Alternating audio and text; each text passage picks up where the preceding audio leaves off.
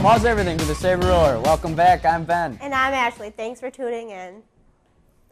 The American legal system is a complicated beast, but it's the goal of the mock trial team to demonstrate the law in a fun and competitive setting.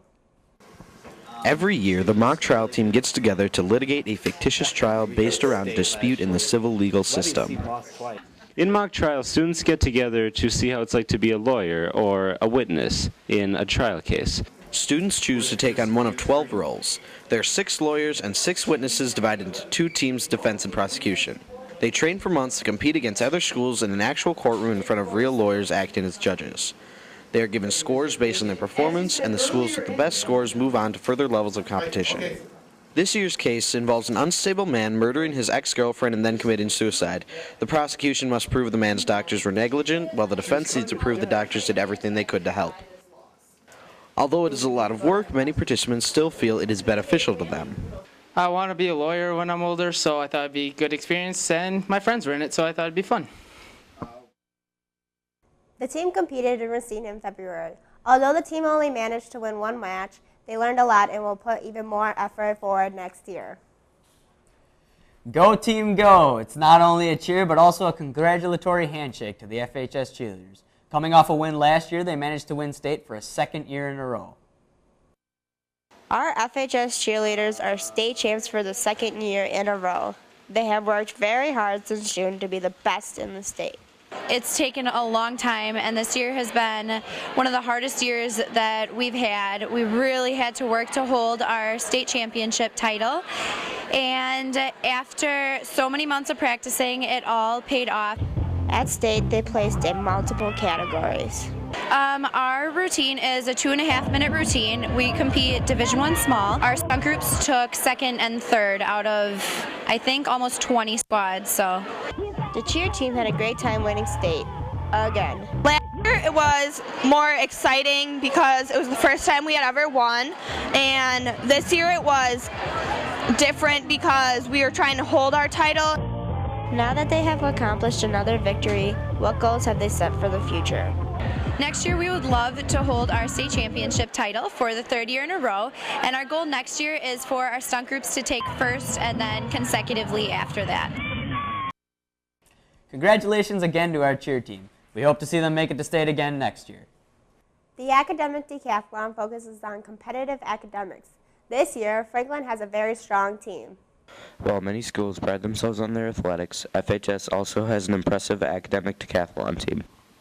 This club is about learning something new, showing your skills, and comparing them to others in 6 different subjects.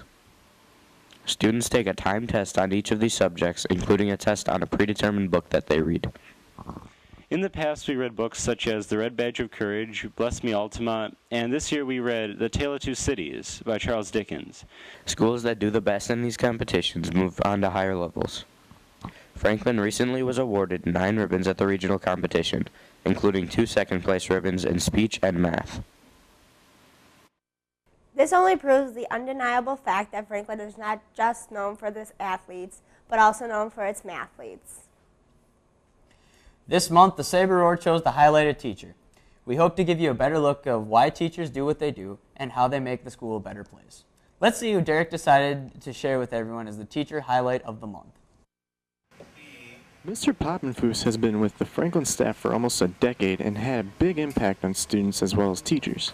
I started teaching here in 1998. This is actually my 11th year in the classroom. Mr. Poppenfuss is a good teacher because he is actually pretty funny. If you ask him to help you, he'll come over and make sure that you get it before he actually leaves. He's almost like the gentle giant, kind of laid back guy, but deep down inside he's a wrestler at heart. Then of course there's a smartboard that captures everyone's attention and students are able to take better notes. I actually thought it was pretty fun. Sometimes we played interactive games on it. It shows us more, in a diagram and such, and I think it's a good use. My biggest influence to become a teacher was, he was actually lived nearby me. His love of math kind of developed one for me as well. And we're glad he's now passing on his love of math to students everywhere. Congratulations to Mr. Poppenfuss. Keep up the good work. People marvel at the works of Da Vinci, Picasso, Warhol, and many other influential artists. Likewise, the Franklin community stares in awe at the works of the students in the Franklin Public Schools. The Franklin Fine Arts Fiesta was held on February 11th this year.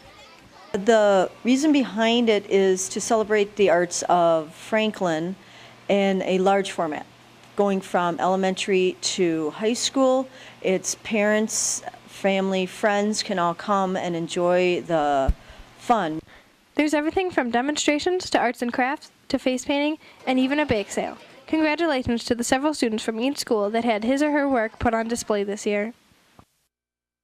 Well, that's all the time that we have for this edition of the Saber Roar. Thanks for joining us. I'm Ben. And I'm Ashley. Have a wonderful day.